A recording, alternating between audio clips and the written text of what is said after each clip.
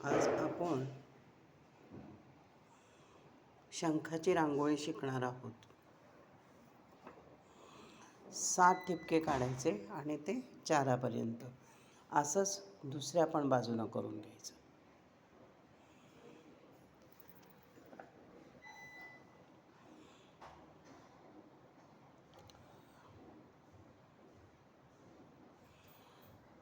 खूप जाड ठिपके नाही द्यायचे, जरा नाजूकच द्यायचे, म्हणजे आपल्याला छानपैकी त्याच्यामध्ये शंख व्यवस्थितरित्या काढता येतात. आता हे बघा, 1 2 3 आणखीन 4 असं ह्याला गोल घालायचा. 2 3 आणखी 4. आता हे बघ, हा सेंटर घ्यायचा. 1 2 3 आणि 4 आणि ती जी ठिपका असतो त्या ठिपक्याला गोल करायचा, म्हणजे तो व्यवस्थित येतो. हे बघा. आता इथे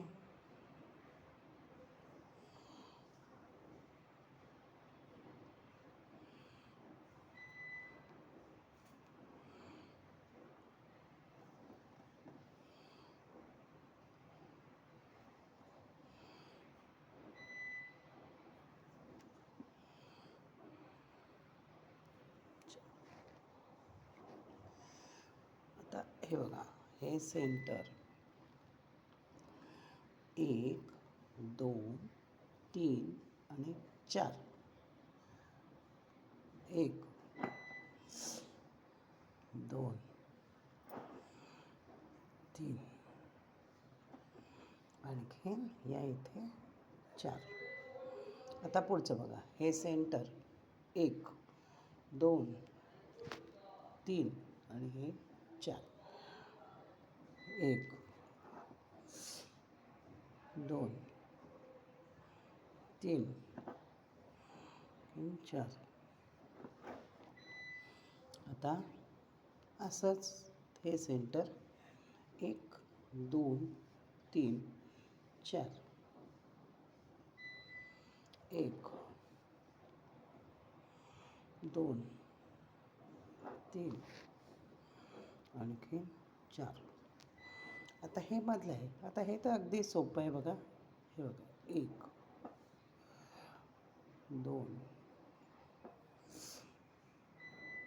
3 4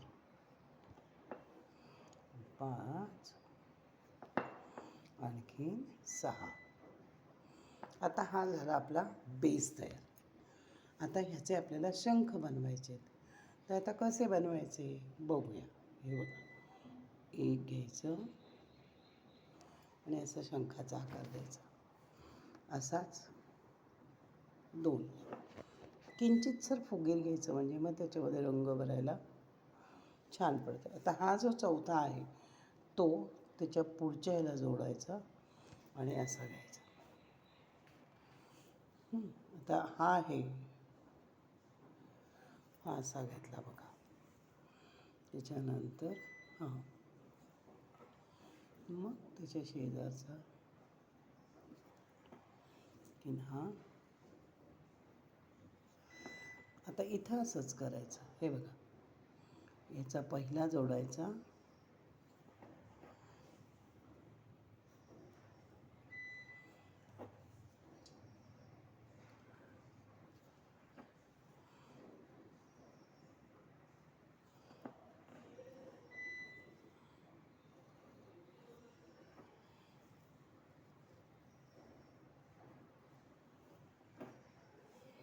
आता हा बघ,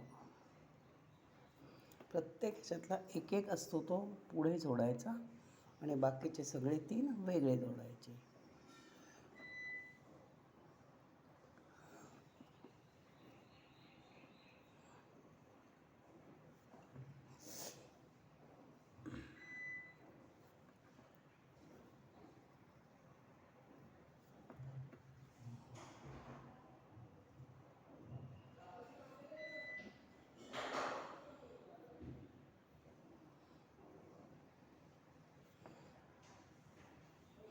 आता हां बघा झालं.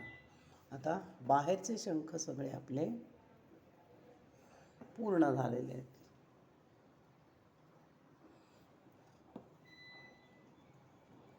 आता आतल्या शंखाचं काय करायचं, तर हे बघा हा आहे की नाही,